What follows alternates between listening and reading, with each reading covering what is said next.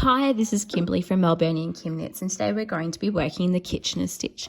In the previous video, you will have just finished up by returning those stitches back to your needle so that they're now live stitches. So to work our Kitchener stitch, we're actually going to be matching the two ends up. And we want to match our two right sides. So the right sides are outwards and the wrong sides are being joined together. So when I'm going to work my Kitchener stitch, my working yarn is going to be in the front. And I'm going to start off by threading this working yarn through a tapestry needle.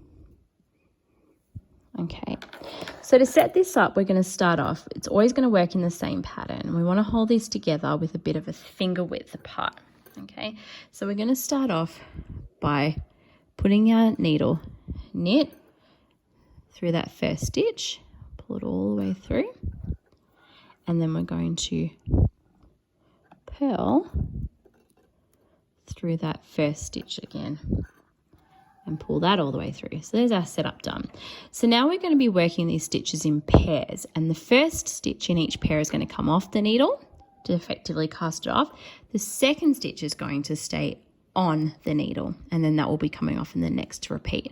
So I like to work this by starting off with a knit, and I at the same time purl the next stitch, and I kind of get two things done in one go, and I just pull that together.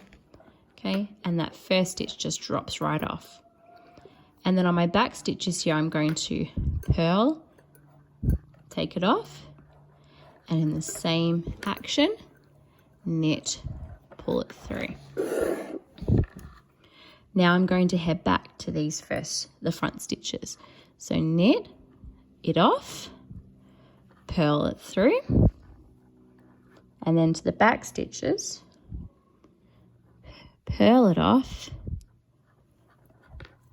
knit it through, and then pull that through. Now we want to be really mindful here that when we're doing our work that we pull this stuff through properly. Could have shown you it in a different yarn, that would have been more helpful, hey? All right, so knit it off, purl it through on the front, and then on the back, purl it off, knit it through.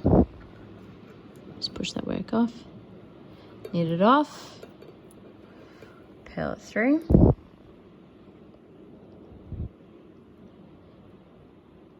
and then my yarn's splitting, purl it off, knit it through, knit off, purl through, purl off, knit through. And then as we're working, we're just going to stretch that yarn out. We don't want to make it too tight, and you can see that those seams are starting to come through very seamlessly. Knit off, purl through,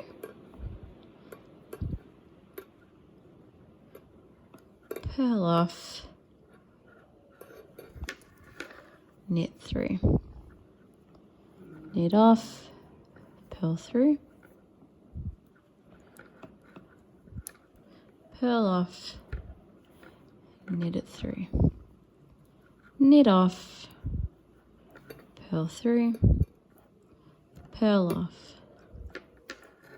knit through, knit off, purl through, purl off, knit through.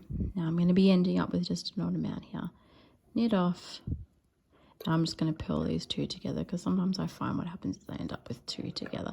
They can come off. Now the stitches will just end up folding quite well, and then you'll notice as we pull this out, we've got a nice seamless connection here.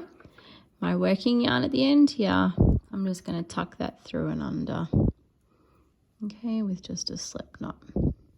That will pull everything in nice and easy together.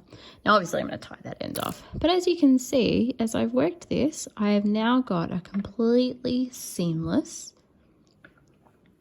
Kitchener stitch cast off, and it's really great for when you don't want to have your seams exposed, and for when, or rather if you do want to have your seams exposed, you can also work it on the opposite sides. But it's nice and methodical, nice and easy, and it provides a really lovely finish. I hope this was helpful.